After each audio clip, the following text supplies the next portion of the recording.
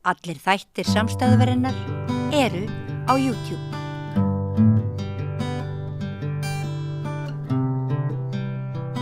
Já, komið sæl aftur og velkomin á Rauðaborðinu. Ég heiti María Lilja og hjá mér góðu gestur Einar Steingrímsson, stærðfræðingur og virkur í athugasemdum. Vertu velkomin. Takk. Ég boðaði þig hingað reyndar ásamt fulltrúa Kvenréttindafélagsins sem að baðst frá því að mæta þér Einar hér í viðtali. Hún treysti sér ekki til þess að svo stöddu. En við erum hérna komin til þess að ræða einmitt umræðuhefðina. Virkni í athugasemdum og hérna svona mann- og kvenréttindi, bakslagið og allt þetta. Þarna eru þið og öndverum með þið. Einar, þú ert kannski svona, þú ert vel kunnur þeim sem að eru með postnúmerið sitt á internetinu, svona eins og ég sjálf til dæmis.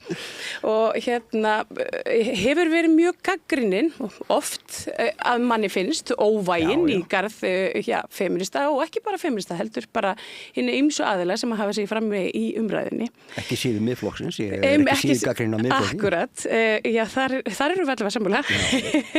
En það er einmitt það sem mér langar svolítið að ná í dag, en það verður vonandi bara seinna, er að taka svo litið á þessari polariseringu í umræðu einmitt eitthvað eins og mann- og kvenréttindi. Ég meina, við erum öll sammála að það er einhver vandamál hérna úti, okkur kannski greinir að leiðirnar að úrlausnum, en við erum samt öll sammála að það þurfi að leysa úr ofbeldismálum og það er einhverju bakslagi í mannréttindabaráttu. Tilefni þess, ég fekk þig hingað, voru náttúrulega þau að fulltrúar frá Kvenréttindafélagi Íslands skrifa pistil í síðustu viku sem að þú gagnrýndir, sem þú kannski segir okkur aðeins frá því með þínum orðum. Já, þetta er ekkert flóknara það. Þetta er pistil sem að Auður Önnu skrifar fyrir hönd Kvenréttindafélagsins eða í nafni þess, og þar sem hún byrjar á því að tala Epstein og segir svo að það komin málun eiginlega ekki við, en fer svo að útúða nokkrum karlmönnum sem auðvitað koma þessum Epstein-skjölum ekkert við og fyrir misjafnar sakir, ég held að það gildi flesta þess að við almenningur sem erum utanakomandi, við vitum ekki neitt ásakanirnar á hendur þessum mönnum.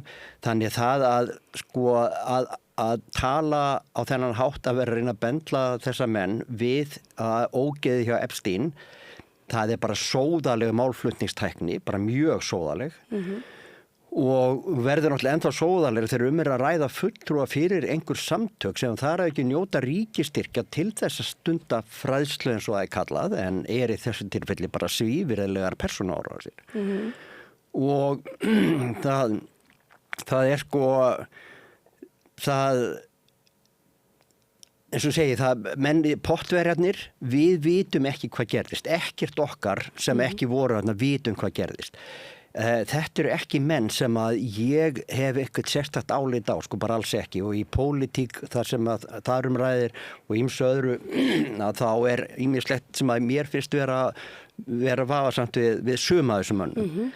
En það snýst bara allt aðra hlutur, snýst ekkert persónur þeirra og snýst alls ekki neitt sem að tengist einhverju barnaníði eins og Epstein er sekur og heldur ekki, eins og vitum við getum ekki tekið afstöðulegs hvað gerðist í þessum potti, við vitum það ekki, við munum aldrei fá að vita óagendi hætti, það er bara þannig, og þá er ekki skynsamlegt að vera að taka afstöðu til þess. Og svo eru fleiri þarna, það er eins og Huginn Þór Gretarsson og Kristinn Sigurjónsson sem að ég segi bara, þeir hafa ekki neitt til saka unnið, og það var ekki verið að bera neitt á þá í þessum pistli, það sem við vitum öll hvað Huginn Þór er þekktur fyrir, hann er þekktur fyrir að berjast fyrir karlaatkvæði upp síðustu árin, og hann er þekktur fyrir að hafa staðið í meiðaramálum sem hann vann mörg, þó hann hafi tapað mínu. Já, en hann vann sum þeirra, og við vitum ekkert það, við vitum ekkert að hann hafi þessi maður. En skiptir þetta máli svona í stóra samhenginu, af því að við erum að tala efnislega þá fjallaði pistill Kvenréttindafélagsins ákveð bakslag í kvenréttindabaráttunni.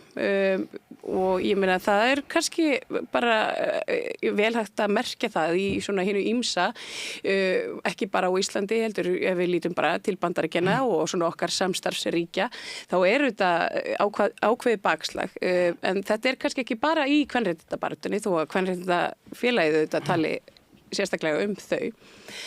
Ertu þá að meina að að svona þessi orðræðu hefð og þessi svona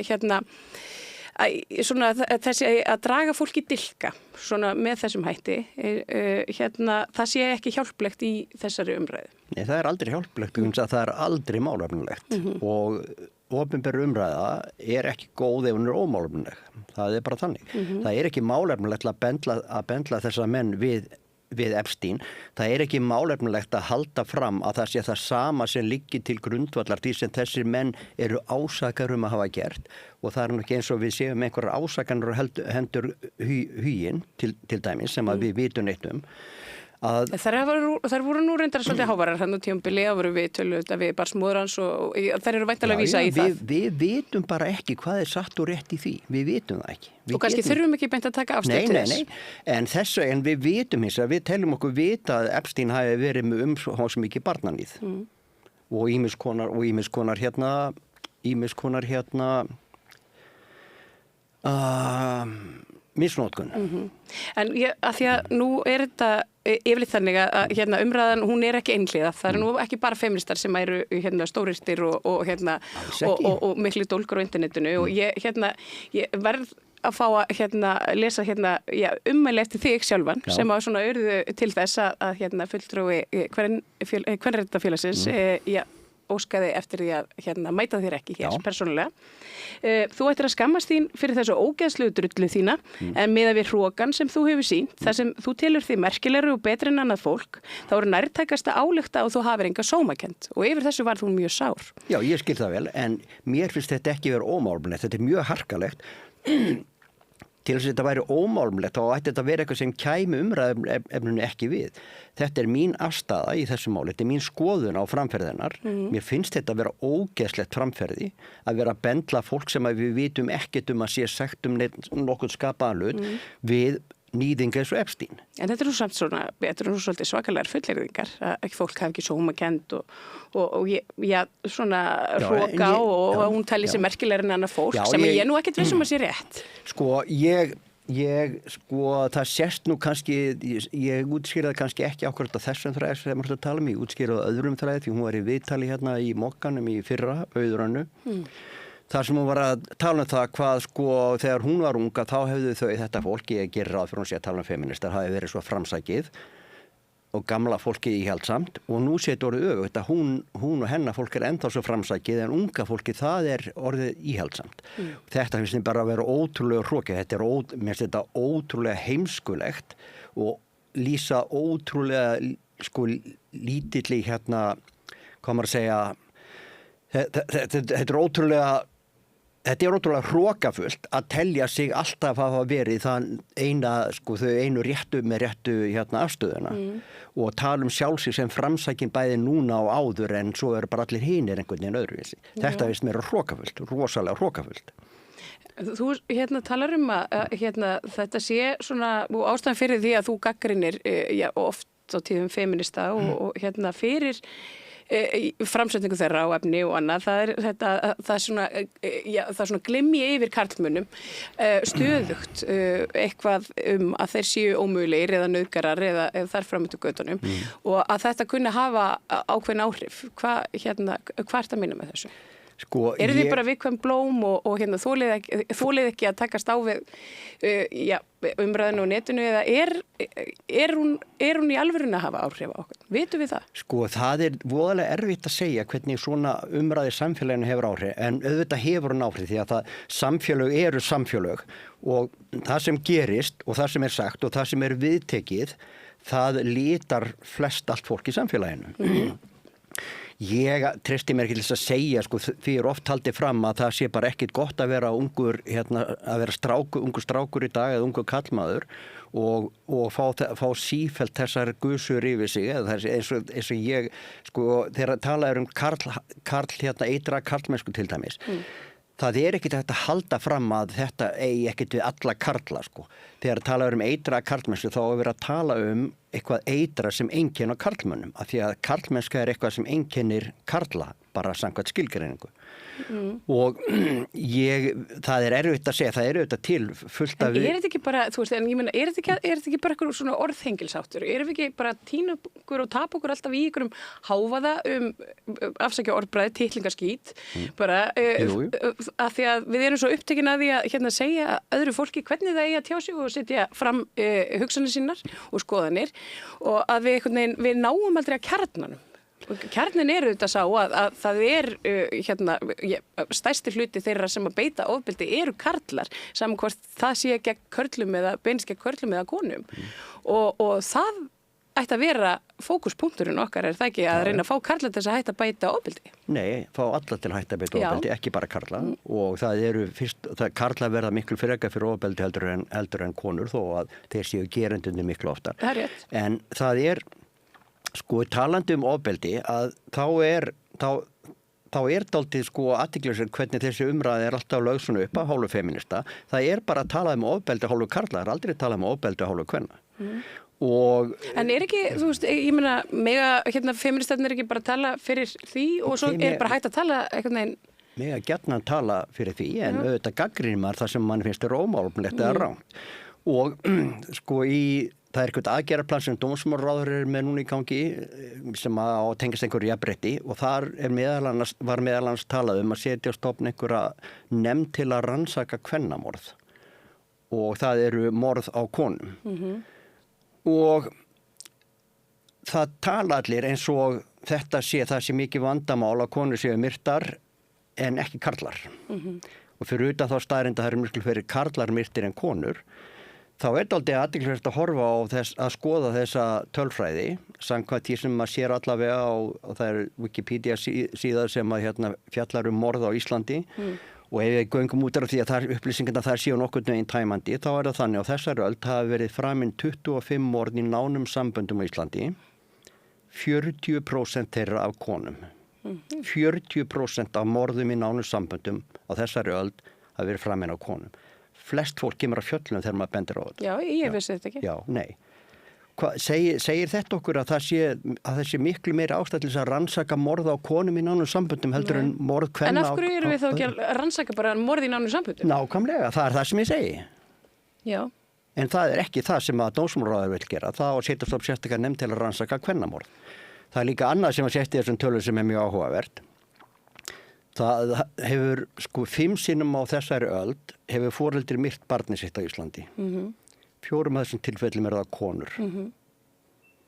Og ef við viljum tala prósentur sem náttúrulega meikar ekki sens í svona samhengi svona litla tölur, þá þetta 80% konur sem að þeim sem myrða börnin sín.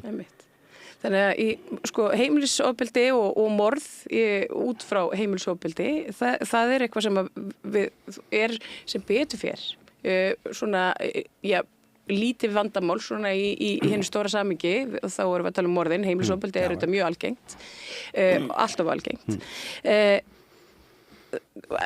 Finnst þér þá að dómsmálaráðuneytið sé svona það sé ákveðnum villigötum með þetta? Já, ég held að tilgangurinn sé bara áróður, ekki neitt annað. Og það auðvitað ekki verið að hugsa þetta þannig en þetta þessi feminismin hefur gegnsýrt bara allt valdakerfi í Íslandi gersamlega.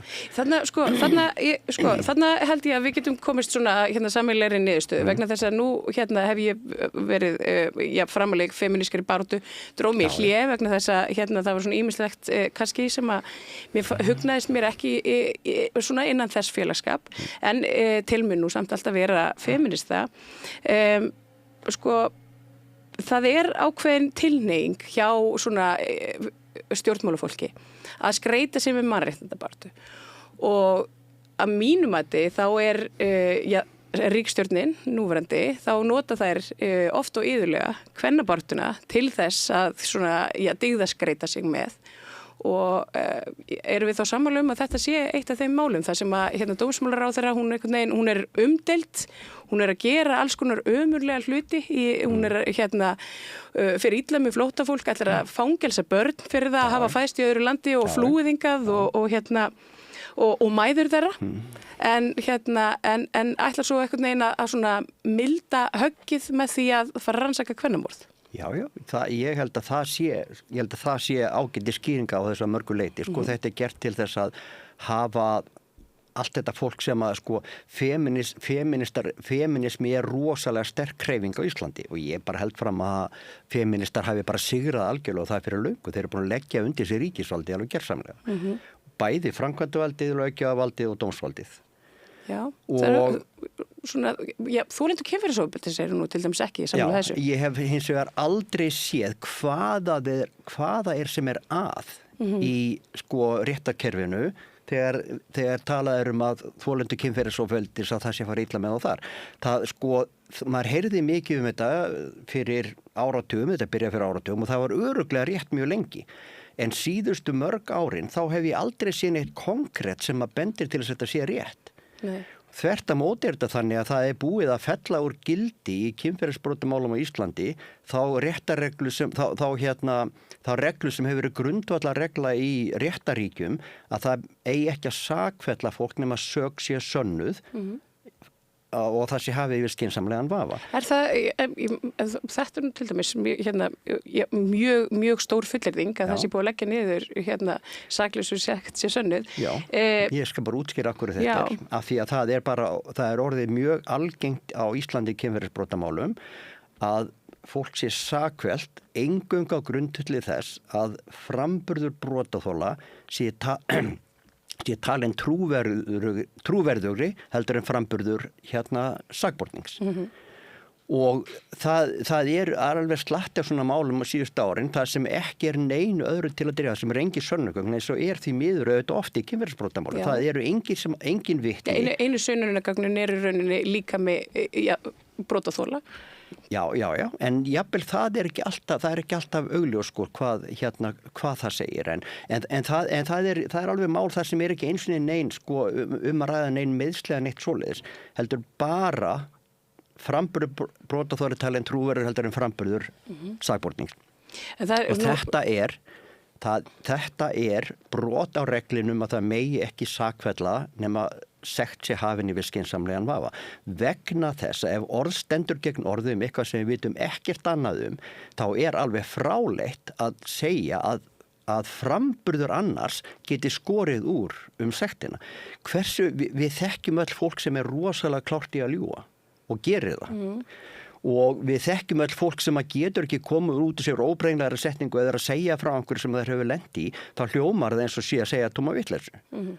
Og það samt á grundu til slíkt framburða sem verið að sakfella fólk sem að við vitum ekkert annað og þess vegna segja að það sé búið að snúa, það búið að fellur gildi þessar grundvallar reglur réttaríkis í íslenskum dómstólum í kynferðisbrotamálum. Og leið mér að segja aðeins eitt við ykkur. Það nefnilega athyglisvert að fyrir eitthvað 15-20 árum þá féllu 2 dómar í Hæstarétti Svíþjóðar þar sem að feministar náttúrulega voru hafa náð miklu meiri framgang í Svíþjóð miklu fyrr heldur en nokkurs annars staðar.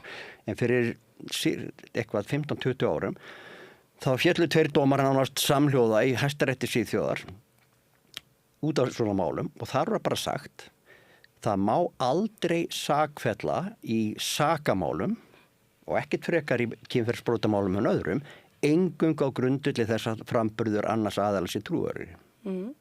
Og þetta bara þessi regla, það getur ekki verið hafið yfir skynsamlegan vafa ef orð stendur gegn orði. Þá getur ekki verið hafið yfir skynsamlegan vafa fyrir okkur sem stöndu fyrir utan. Hvað gerðist? Akkurat. Ég ég alveg tilbúin til þess að horfast í augu við það að feministar hafi kannski verið á ákveðnum villigötu með í baráttu sinni fyrir því að einhvers konar réttlæti inn í dómskerfinu vegna þess að dómskerfið mjög bænari, það mjög bara svart og hvít. Það verður að fella dóm. Akkurat. En við vitum það í mannlegum samskiptum þá verða til alls konar núansar og það erfitt og getur einst erfitt að taka eitthvað sem svona non-binary svo ég tala nú þína tungu og ætla að setja það í þessar föstu skorður og að baráttan hefði, ég meina það hefur auðvitað margt áunnist með femínískri baráttu, ég ekki að segja það, en í þessum tiltekna málaflokki hefði við kannski átt að vera að búa til nýtt kerfi.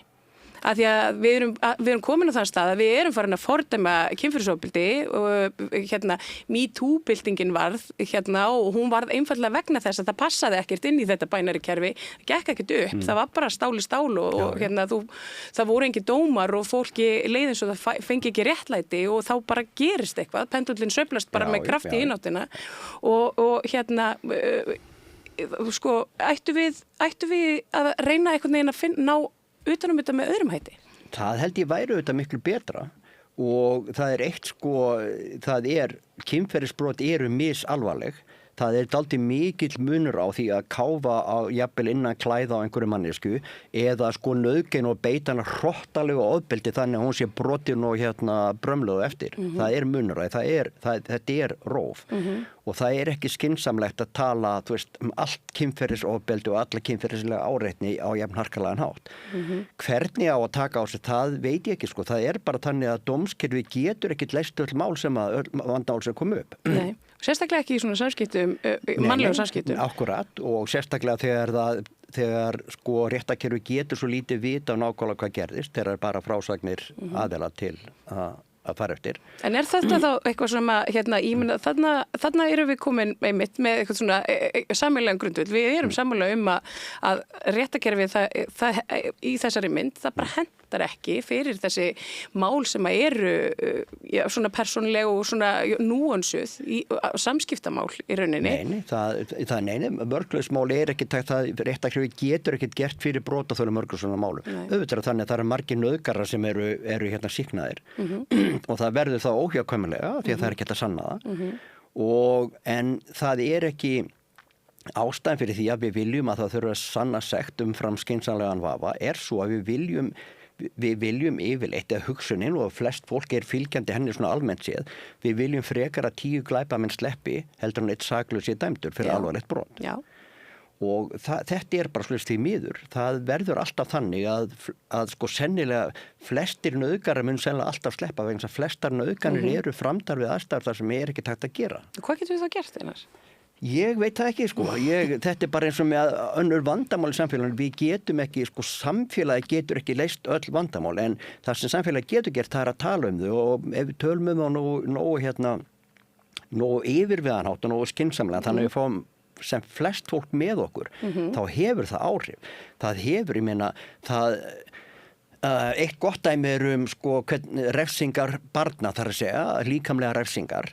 Samfélagið, það var ekki það voru örugglega sett einhver lög á endanum en það var samfélagið sem ákvað bara smátt og smátt að þetta viljum við ekki og það hvarf. Það hefur gerbreyst afstaðan til kvenna og jafnréttis, fyrir 70 árum þá var ennþá, og þá var sennilega ennþá meira sem mismunandi laun fyrir kalla og konur. Það var ekki vegna löggjafar sem að þetta breyttist, það var vegna þess að samfélagið þoldi þetta ekki lengur. Ertu svo mikill anarkisti, Einar? Ég greini það í orðuðinum að þú ert það. Já, ég er anarkisti í þeim skilningi að ég vil ekki að sé verið að reyna að stjórna hlutum sem ekki er hægt að stjórna og ekki er gott að vera að stjórna. Já, við séum að gera okkur meira illt með því að stýra fólki og samfélögum í gegnum lög heldur en annað og refsingar. Já, það hefur gengið á langt og refsingar eru náttúrulega, refsingar eru, það þarf að vera að taka hættulegt fólkurumferð.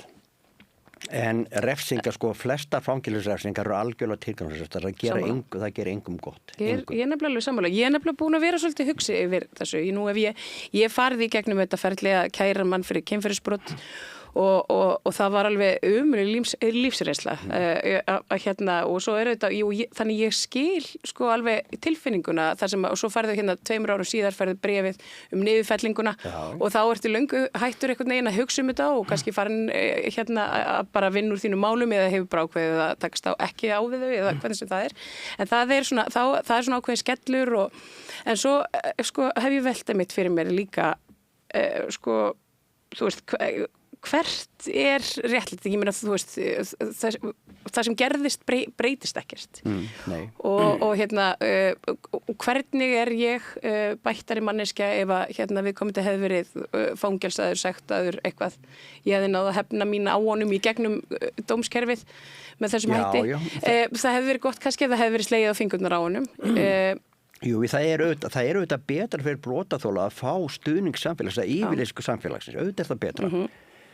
En það bara er ekkit alltaf hægt, sko, og eins og segi, í svona málum er það bara mjög erfitt oft.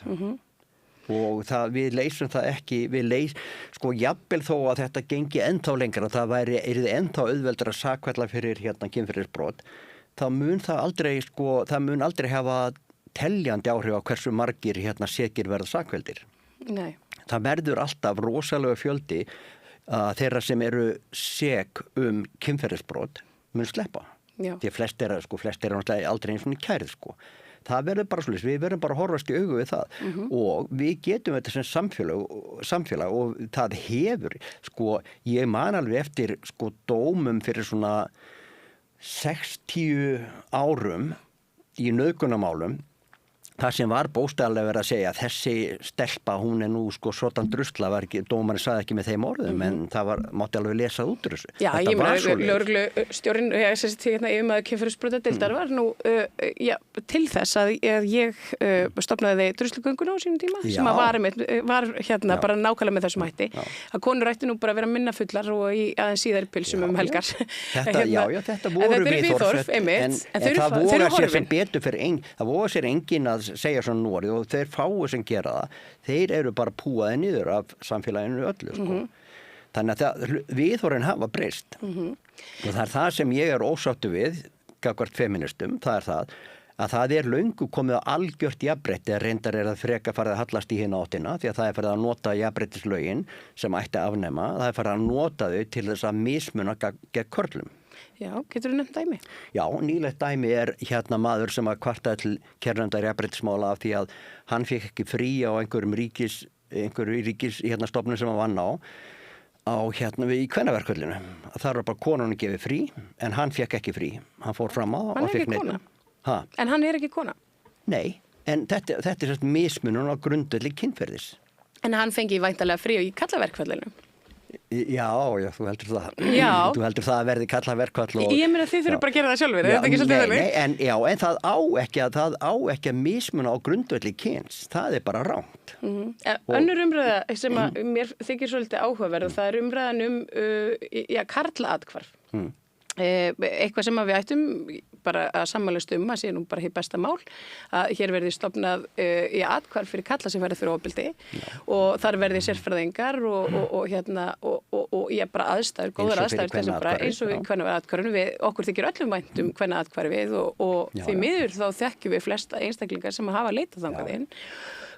Við vitum að þetta reynist vel og þetta verður líka til þess að fá ætla ég mér að fullera það, ég meina að kalla athvarf, að það verði líka bara til þess að það bara samfélagi verði svona bættara, þannig að verði ekki til áframhaldandi ofbeldis aðstæður og einstaklingum verði kennt að bara svona sleppa tökunum og vinni í sér.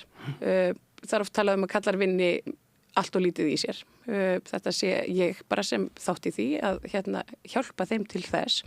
En af hverju af hverju heldur þessi gagnrýni meðal annars Kvenréttindafélagsins, hún hafi svona svolítið er það vegna þess að hverjir eru í forsvari fyrir karlaathvarfið eða er það bara að því að þeim hugnast ekki að kallar hafi sitt athvarf? Mér finnst aldrei furðulegt hvað þetta er harkaleg andstaða og eins og segi, mér finnst þetta mjög harkalegt hjá Kvenréttindafélaginu, þar að sé hjá Auði Önnu, að ráða svona á þessa karla, tvo sem hafa verið forsvari fyrir þetta með karlaathvarfið. Ég skil ekki alveg hvað þeim gengur til, ég verð bara að segja það. Ég skil ekki hvernig þetta getur verið einhver ógn. Og það að ásaka þessa menn og reyna að bendla þá við Epstein, það bara tekur út í allan þjófabálk. Ég skil ekki af hverju Kvenréttindafélagið ætti að vera að berjast gegn þessu, bara mér finnst óskiljanlegt. Já,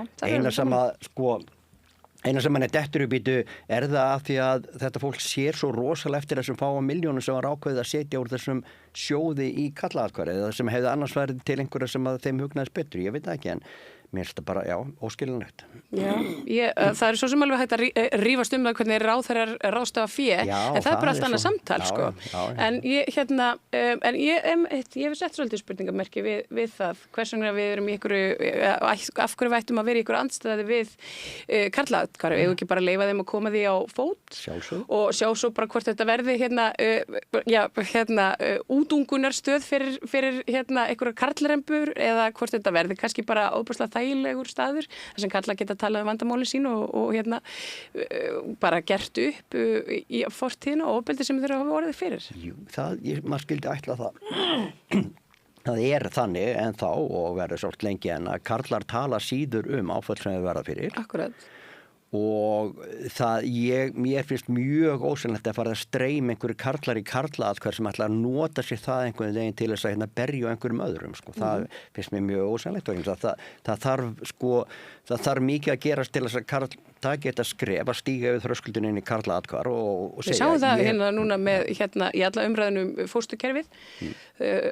Bara í kveik voru auðvitað bara karlar sem komu fram og sögðu frá hryllilegu ofbeldi sem þeir hafa orðið fyrir. En það auðvitað bara, ég held að sé ekki seinna vænna að fara að koma á fót einhverju fyrirbæri sem að hjálpa körlum að takast á við svona vandamál. Nei, það liggur í augum uppi að það fullt af körlum sem að verða fyrir ofbeldi.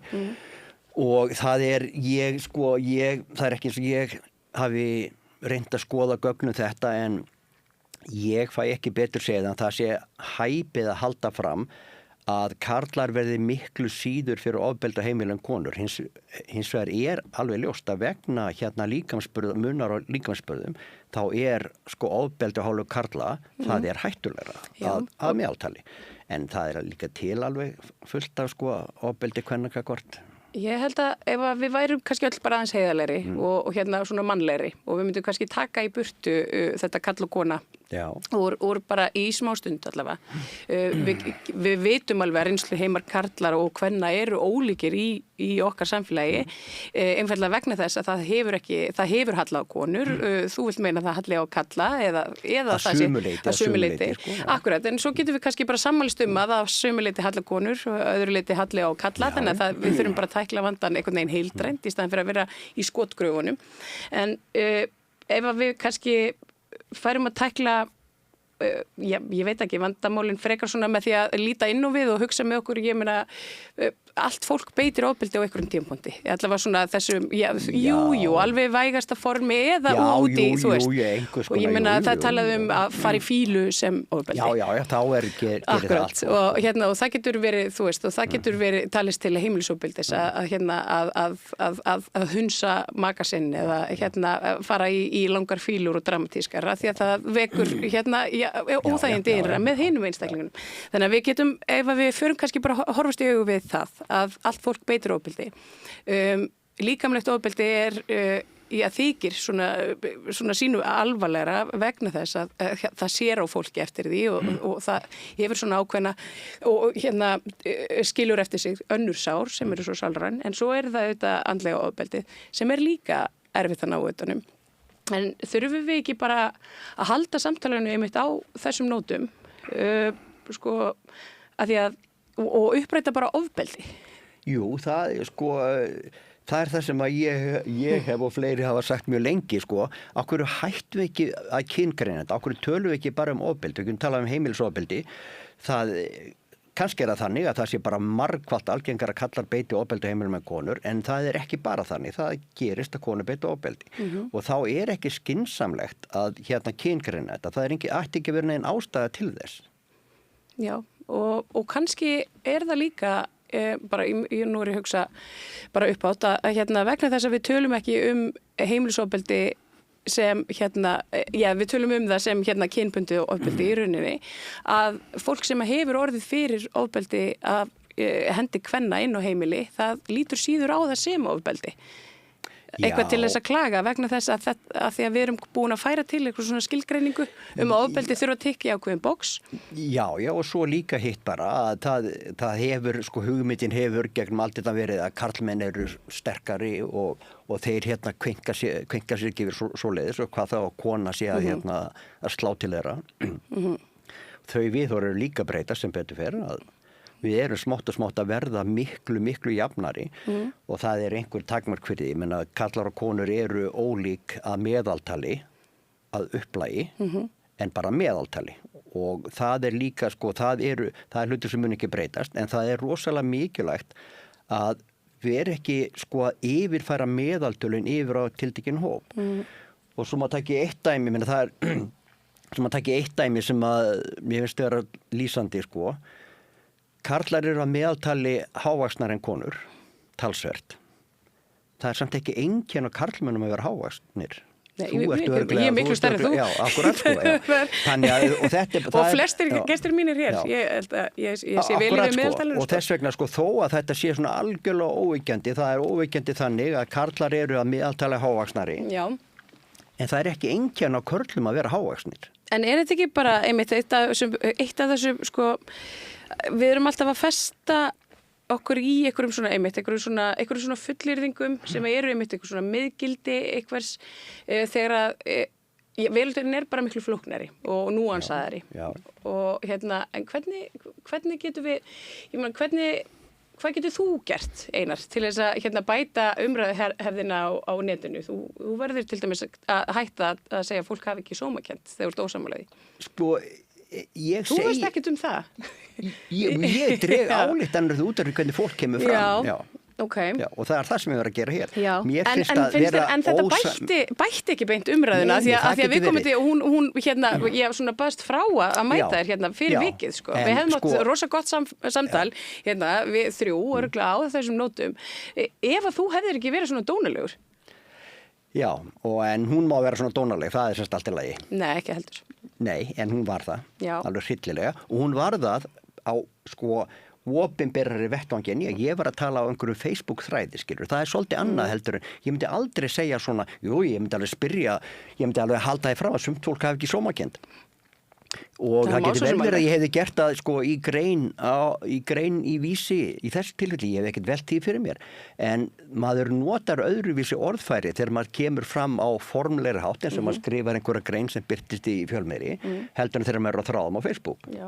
En það er svona, við trúum svolítið á samtali við Rauðaborðið og mér þykir óbúslega gaman að draga fram svona, eða finna svona samnefnar á milli ólíkra póla vegna þess að mér hugnast ekki þessi pólarisering sem er orðin í öllu samtali og allt líkindi einhvern veginn á veraldavefnum. En þá er þessi spurning, sko, hvað getur við, Einar, gert? Hvað getur þú gert? Hvað get ég gert? Hvað getur við gert til þess að bæta umræðuhefðina á internetinu? Það er góð spurning. Það væri mjög gott ef það yrði til einhvers konar samræðuvettvangur, þó að væri bara á Facebook, eða hvað sem er, þar sem fólk eins og þú og ég myndum tala saman á málefnalegan hátt með ólíkar skoðanir.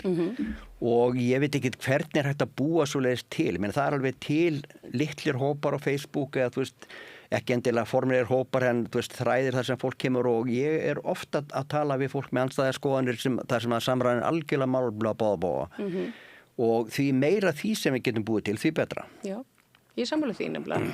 Ég held að, en það verður alltaf ykkur sem að kemur og segir þú veist, þú drullusokkur og þú veist,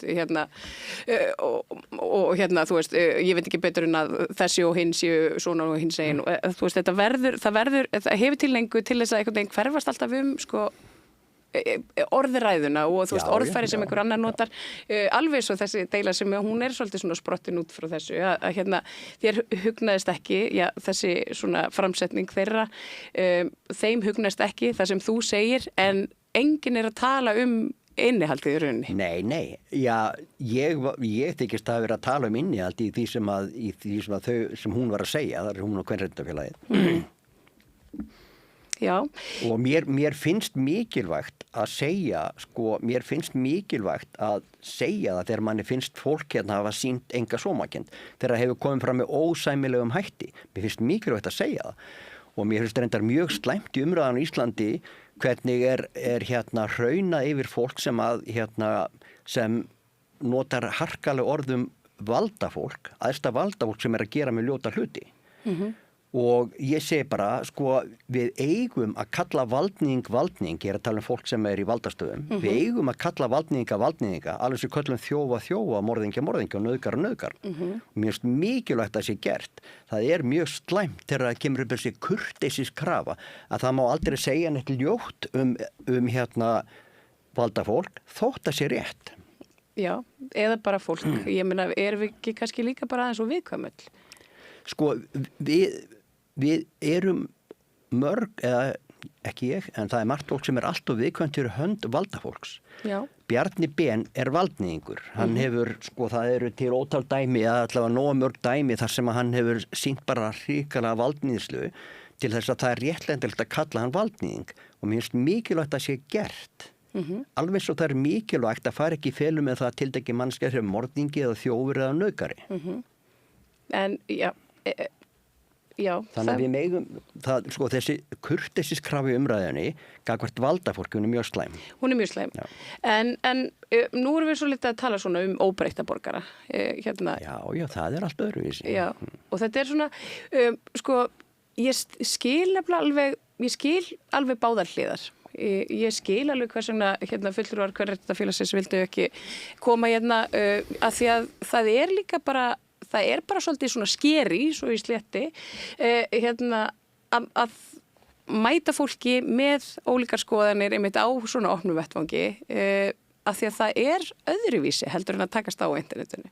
Já, það er það, en mér finnst mjög lélegt að fólk sem í forsvari fyrir tiltekið samtök og kemur fram í nafni þeirra, að það þóra ekki standa fyrir máli sinu opinberlega. Mér finnst það mjög leiðilegt. Nei, en á móti gæti verið líka, hún segir bara, ég meina, af hverju þarf ég að standa fyrir máli mínu við einhvern Einar Steingrímsson hérna út í bæ? Hún þarf þess ekkert auðvitað, sko, en mér finnst bara leiðilegt ef fólk getur ekki komið fram tekist á við andstæðinga þegar það kemur fram sem fulltrúar samtaka. Já, en af hverju, bara svo við greinum það aðeins, af hverju líður fólki þannig, einhvern veginn, eins og það þurfa að vera hrætt við mannleg samskipti, en geti tekið þátt í netspjallinu, það geti verið með greinar og vísi, en því líður samt eins og að nándin við andstæðinga sína, skoðana andstæðinga, sem eru ekkert neinir andstæðingar. Við vitum það alveg, við erum bara all mennsk og það eins og allt, og eins og ég verið að tala það er allt svo núansað í kringum mannfólk og skoðanir að það er eitthvað samnefnari, það er eitthvað taug í okkur öll sem tengist. Já. Þannig að þetta er ekki, það sem að ég velti svo fyrir mér er hvers vegna þykir okkur mannlegt samtal svona erfitt en internetið svona auðvelt. Sko, það er mjög áhugaverð spurning og ég get ekkert svara því, við upplefum þetta alls, sko. Það er, mér finnst samtal auglýtis yfirleitt verða miklu betra. Það verður það. Og það, af því að fólk dempast af því að vera auglýtis vera mannskju. Já, það verður eitthvað svona samkennd, sko. Og það verður, og það verður yfirleitt miklu betra samtal. Og ég veit ekki, ég er engin fræðingur sem ekki útskýra af hverju það er. Menna, kannski snýst það líkamstjáningu, hún er alltaf mikill hluti af tjáningunni þegar maður sér fólk. En svoleiðis samtölu, ef það væri hægt að stofna til slíkar samtala, ef það er algengara að fólk talaði við andstæðinga sína, auglýtis, þá væri það örugglega mjög gott. En ég hef líka, ég hef síðustu, ég veit ekki, kannski 1-2 árin, þá hef ég farið að tala miklu meira bæði beint á þráðum og í einkaspjalli við sumt fólk sem ég er mjög ósammála. Ég er lengi búin að tala við slatta einhverju feministum í einkaspjallum árum saman og það verður oft miklu betri umræður. En ég hef líka verið að tala svolítið við fólk núna í miðflokksfólk, alveg þú veist heittrúað miðflokksfólk, og það er bara því að ég hef lent á þráðum þar sem að ég er að rífast við þetta fólk og svo verður einhvern veginn smá umræð og svo endar stundum í einkaspjalli og það verður alltaf miklu betra. Þannig að það er voða gott, það er miklu betra ef við getum tekist á málefnalega og tala beint hvert við annað. Maður er aldrei að tala beint við mannesku með sama hætti þó að maður sé á þræði á Facebook að hrauna yfir þessa mannesku. það ekki eins persónulegt eins og að gera það jafnvel í engaskilabóðum sko. Nei. Strax í engaskilabóðum þó maður hafi aldrei hitt manneskjuna þá verður það allt miklu betra. Já, ég er þeirra skoðunar að maður eigi að tala við alla og ég geri enga kröfu að já, bara vinir mínir eða kunningjar séu sammála mér í einu öllu og mér hefur alltaf fundist svo litið svona áhugavert einmitt að vilja ekki tala eða vilja ekki svona víka út sjóndeildarhringinn af því að ég er bara þannig og ég get auðvitað bara að tala fyrir mig sjálf og ég er svo forvitin fólk og ég er svo forvitin að vita hvaðan það kemur af því að það er einhver ástæða fyrir því að miðflokkurinn er sístækkandi og mig langar svo að skilja hvers vegna og ég held að það ef að við myndum kannski öll svona, þú veist, bakka aðeins og reyna að skilja hvaðan, og í rauninni hvert vandamálið sé, hvaðan fólk sé að koma þessi hræðsla sem hefur gripið sig í samfélaginu, ég meina af hverju erum við alltaf í norðin hrædd við útlendinga, við hefur, þú veist, hafnarþjóð sem að er voðalega stolt af því einmitt að vera innflytjendur, víkingar frá Noregi og svo pappar og eitthvað, allt í bland. Hvers vegna erum við komin á þennan stað að vilja loka okkur af og í einhverju hræðslu? Þetta er já, núansaði sem segi, en mér hefur, og sammálaðir, að mér hefur oft þótt, já svona, það talað vóku vinstrið og allt þetta, svolítið svona lokað af, og að það verði til eitthvað svona ákveð svona skilningsleysi og jafnvel hroki gagnvart fólkinu sem er á öndurum meði. Og ég skil alveg þessa umræðu. Þó ég álítið sjálf mig mjög vók og eflaust flestir, þá einhvern veginn, þá hugnast mér heldur ekki að loka á fólk, sko. Ég vil að allir séu með í samtalenu. Það er mjög óskynsamlegt að loka á fólk og ég held að það sé ástæðan fyrir auknu fylgi Miðflokksins. Sko, það er einangrunni. Það hefur verið rosalega mikil skautun í umræðinni síðustu árin. Það sem er slæmt við skautunum er ekki að það verði til augljós skaut í ólíkri afstöðu. Heldur hitt að þess skautunin, hún hefur kynnt svo undir liðahugsunin. Akkurat. Og liðahugsun í samfélagsumræði er eitur. Af því að maður á ekki að taka afstöðu til málefna út af því hvað vinir manns halda. Það er bara ekki gott. Nei. Staðreyndin er auðvitað svo að þetta mun ekki breytast sko teljandi að flest fólk vill vera í liði. Og það er alveg sama hvort er að ræða að halda með KR eða Val eða Liverpool eða hvað þetta er, eða að vera feministi eða að vera í Miðflokknum. Þetta snýst rosalega mikið það að vilja vera þessu liði. Þetta er svona træbalismi. Já, þetta er þetta er træbalismi, þetta er innbyggt í mannskepnuna að sjálfsögðu. Meina fyrstu 10 milljónir þróunar mannskepnunar og forvera hennar apana gekk út af það að við tilhörðum örlitlum hópum og þurftum að vera okkur gegn öðrum. Þannig virkaði þetta. Og það hefur náttúrulega ekki breyst á þessum 10.000 ára siðmenningarinnar svokölluðu og það mun ekki breytast á næstu 100.000 árum. Þannig að þetta er alltaf til staðar en samfélag gangi út af það að bæla verstu hvatir mannskepnunar. Og það er það sem er gott í samfélag. Þegar þau eru góða allavega. Að þau bæla verstu hvatirnar. Og En þú veist, væri ekki betra að einmitt að hafa þær upp á borðunum og svona ræða þeirra aðeins meira út frá því að, ég meina, við erum öll manneskjur og við getum öll lent í að gera hryllilega hluti. Það er líka bara þannig. Já, og nei, það er auðvitað miklu betra að ræða og miklu betra að horfast í augu við hvernig við erum, ekki reyna að afneita því. Já, það er það mitt. Og sko, ég held að því að við erum að tala skautunum á Miðflokkinn, ég held að þetta aukna fylgi Miðflokksins, það helgist ekki síst af því að þessi skautunum er orðið miklu harðari og síðustu fá árin þá hafa fleiri og fleiri voga sér að að tala gegn því sem hefur verið viðtekið, mjög viðtekið sko viðhorfi til feminisma og til kalla og kvenna og allt þetta. Og smátt og smátt eru fleiri og fleiri sem hafa vogað sér að gaggrina þetta og margir á mjög sóðalegan hátt oft, sko, það er auðvitað alltaf svoleiðis og það er þannig að báða bóa, að sjálfsögðu.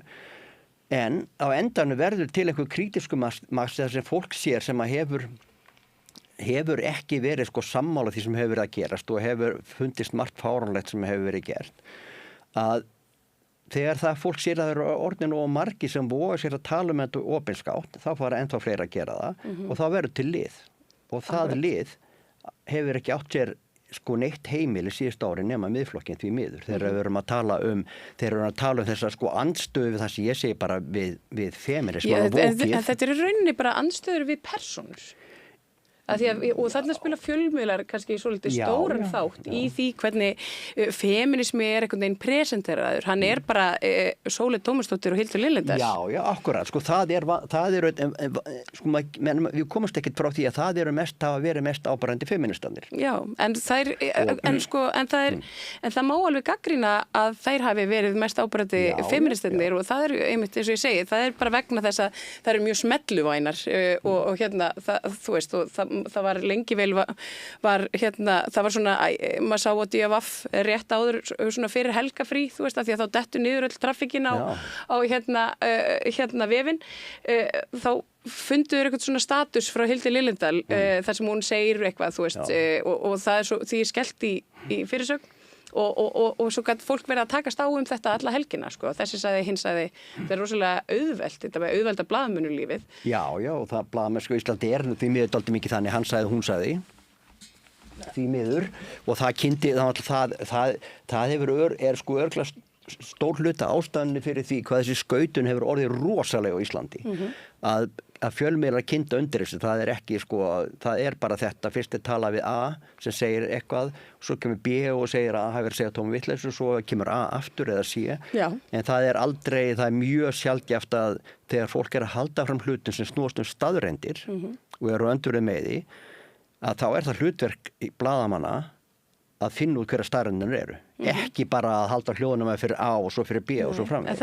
Þetta er blaðamennskan sem okkur hefur verið boðið upp á bara núna síðustu, allavega áratuginn. Ég meina frá því að vefmiðlarnir urðu svona helsta fréttaveita almennings, þá einhvern veginn, þá fór þetta snúast smelli. Og ég held að við séum öll bara, og samfélagsumræðan sé svolítið fórnarlamb þessa kúltúrs, sko. Já, það er náttúrulega augljóst að allir fjölmiðlar að leita smellum, því miður þá gerir RÚV það líka, sko, RÚV haga sér nákvæmlega eins, sem ég finnst óverjandi. Ég hef tekið eftir þessu líka og ég hef heyrt fjölmiðlafólk gagnrýna þetta sama, það að RÚV sé í rauninni að keppast að skúpréttina að ykkur á sko kostnað þess að vanda frekar til og fara svona vel og ígrundað í málin sem hinir kannski skúpa. Já. Það náttúrulega segir sína sögu að RÚV sem er með hvað allir séu með svona 100.000 sem meiri peningaldur en Samstöðin, að RÚV ekki með neina svona áhugaverða 40 milljarða samræðu þætti sem eru hérna á Samstöðinni. Einmitt. Og þetta kostar þetta ekki neitt, sko. Einmitt. Það er nefnilega málið. Þetta er spurningum forgangsröðun og RÚV bara hefur ekki áhuga á að hefur til dæmis ekki áhuga á svona ítarlegri umræðu. Akkurat. En það er þau eru þetta svona ansi mörg samfélagsmálin sem að tínast svona í þessum hávaða, þar sem að fólk grípur í perlunar sínar yfir ykkur sem einhver annar sagði og við erum einhvern veginn alltaf við erum aldrei að tala beint vandamálin. Ef við kannski bara svona áður en að við slúttuðu þessu spjalli einar, þá ef við kannski leggjum þau bara borðið, svona í rauninni þú veist, hver eru þessi vandamál sem að Kvenréttindafélagið og þú sjálfur og við bara getum sammælst að séu raun vandamál og kannski svona án þess að kalla hvort annað íllum nöfnum, getum kannski bara einhvern veginn reynt að svona finna einhverja niðurstöðu í samtalið. Hvert vandamálið? Hvert vandamálið? Hvernig ætti mann að lýsa því í stuttu máli? Vandamálið að það, sko, vandamálið sem þessi skautun, sem hefur fætt þessa skautun á sér, er ómálumlu umræða og já, ég veit ekki hvernig maður á að lýsa, sko, vandamáli að það er, sko, það Ef við hugsaum þetta bara svona, hér erum við með samfélag Já. og hérna, hér einhver hópur innan samfélagsins, kvenréttindafélagsins, í þessu, kvenréttindafélagi hérna í þessu tilfelli, sem hérna segir eitthvað, herðu, hér vandamál séð út frá okkar bætirum og hérna, þú veist, svo því mætt og hérna einhver segir bara þeir eru nú meiri dónarnir í þessari framsetningu og okkur svona og við töpum okkur einhvern veginn í tali tal einhvern veginn í staðan fyrir að fókusera á vandamálið. Það segja að vandamáli sé hérna svona eitthvað bakslag í kvenréttindabaráttunni. Þú ert sammála því að einhver leitið það ekki? Nei, alls ekki. Nei? Ég hef ekki séð bakslag í kvenréttindabaráttu, menna konur eru búin að fá full réttindi á við karla fyrir löngu. En mannréttindabaráttu?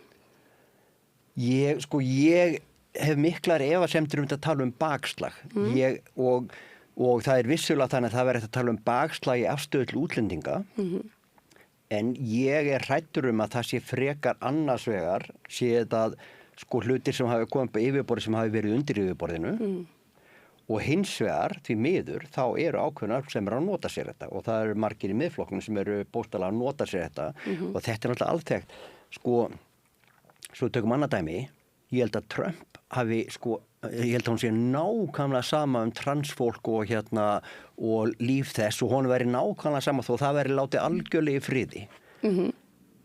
Það er ekki þess vegna sem að hann og fylgjendur hans eru að pönkast á transfólk í Bandaríkjunum. Það er verið að nota til þess að kynda upp hatur gegn einhverjum. Til þess að ná völdum. Já. Þetta er bara þekkt, ég meina þetta gerðu, nasistarnir gerðu þetta og ég meina, kommunistarnir líka svo sem. Og þetta er líka, þetta er náttúrulega alls ekki, ég er alls ekki að bera þetta saman, en það sem hefur gerst á Íslandi síðustu áratugin er að feministar hafa náð öllum völdum í ríkisapparatinu, það er bara svoleiðis og ég er ekki að tala um að þetta er ekki einhver skipuleg hreyfing sem er búin að planta sínu fólki, en þetta er bara orðið gegnum gangandi, því er bara haldið fram, það er misrétti gagnvart konum. Ef þú ert feministi þá eigir nú svona kannski greiðri aðgang að einhverjum stólum í ráðum og svona nefndum. Já, ég held að það sé ekki beinlínis markmið. Það hefur verið búið til alveg fullt af störfum fyrir feminista, fólki kynjaðir fjárlagagerð sem er ekki að gera raskat og alls konar, mannréttindaskrifstofa Reykjavíkurborgar var mjög lengi í einhverju bulli bara og það er bara verið að búa til störf fyrir feminista. Það eru smámunir.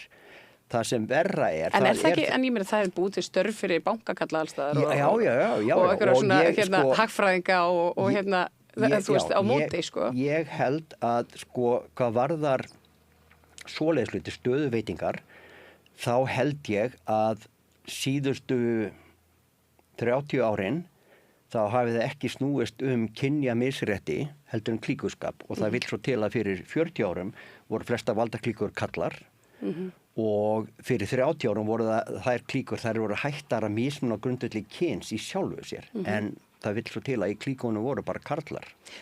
Núna eru komið upp rosalega mikið af kvennaklíkum og þær haga sér eins og það er ekki af því að það sé kynja misrétti sem liggur að baki, heldur er það bara klíkuskapur. Þarna eru við nefnilega komin niður á eitthvað svona flöt sem að ég held að sé svolítið áhugaverður að valda fólk hefur tilhneigingu til þess að taka eitthvað úr mannréttindabaráttu eða bara baráttu fólksins hvort sem að það er verkalýðsbaráttan einhver hinsegin barátta eða kvenréttindabaráttan til þess að komast til valda og koma vinum sínum í þægilega innivinnu og þess vegna í rauninni og ég meina það, ég hef verið mjög gagnrýnin á það hvernig núverandi stjórnvöld nota kvenréttindabaráttuna til dæmis til þess að svona bleikþvo sig af þeim bara viðbjóði sem að þær ætla að láta viðgangast konum úr lægri stéttum og úr erfiðustu, þetta eru pínlitlir hópar, óbærslega hræðilegum aðstæðum og að það er einhvern veginn ætla að plástra það með feminismanum. Þannig að við erum kannski bara sammála það að vandamáli sé í rauninni ekki allar þessar baráttur og allar þessi baráttuhópar, heldur sé það í rauninni bara valdafólk sem að tekur sér svona, þú veist, að velur úr og svona skreitir sér með því. Eitthvað sem er vinsælt. Já. Og málið eru auðvitað að konur eru ekkert skárri en karlar hvað þetta var. Fólki sem að sækist helst í völd, að mjög margt að því sækir í völd valdana vegna og það er engin munur á körlum og konum þar, sko. Það er að segja, það fólk sem að skýrist ekki við að nota svona aðferðir, svona frekar ömurlegar aðferðir, það hefur forskot. Valdastruktúrin vandamálið. Já, og sko siðblind fólk, sem auðvitað er alls ekkit allt valdafólk siðblind langt frá því, en siðblind fólk hefur forskot ef það er ekki of heimst, af því að ef þú hefur ekkit siðferði, þá ertu til í að gera hluti sem að venjulegt fólk gerir ekki sjálf sín vegna. Og þannig verður það sjálfkrafa þannig að fólk með lélegt siðferði, siðlaust fólk og jafnvel siðblind, það á sko greiðar aðgang af völdum en aðrir. Það er bara staðreynd og við þurfum að vera miklu meira vakandi fyrir þessu. Og þess vegna ættum við kannski bara þess vegna einmitt er svo mikilvægt að við finnum sko að við pöpullin, að við kannski stöndum betur saman og hættum í skotgröfunum og hættum þessum endalösa, hann sagði, hún sagði skítmókstri fjölmiðla, bara hlustum ekki á þetta lengur og finnum okkur einmitt þess að einhverjar lausnir og einhverjar leiðir til þess að sporna við nákvæmlega þessu, af því að það er augljóst að núverandi valdastruktúr, hann bara hendar ekki sko framsögnu velþengjandi samfélagi. Nei, en það, nei. Segjum við anarkistarnir. Hann gerir það bara alls ekki, sko, og